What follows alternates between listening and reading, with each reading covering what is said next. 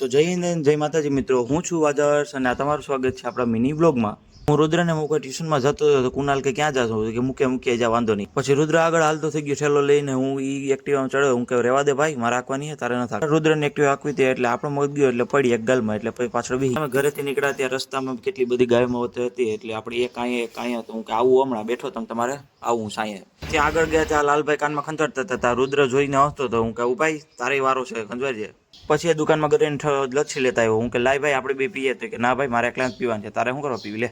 પછી હું પણ મોઢું લટકાવીને ગાડી આંકવા માંડ્યો, તો જોયું તો 0 ઉપર કાંટો હાલતો હતો ને સ્પીડ જાતી 40 ઉપર, તું કે આ કેમ થયું તો પછી ખબર પડી ગઈ। પછી રુદ્રને ઉતર ટ્યુશનમાં ને મેં કીધું કે હેરખું ભણી જાય ને કે વારો તારો તો ટાટા કહીને વયો। પછી હું ગાડી વાળીને આફડો ભાગતો થઈ ગયો, કેમ કે તડકો લાગતો તો બહુ હોય એટલે આપણે પણ હાલતા થઈ ગયા। પછી ઘરેથી ડેલાઈને બહાર નીકળ્યો, હું જમીને તો ગૌ માતા મારે ત્યાં આંગણે ખાતા હતા, તો હું કે ખાવ તમે, હું જાઉં છું દુકાને હાલીને તડકા વેરાનો।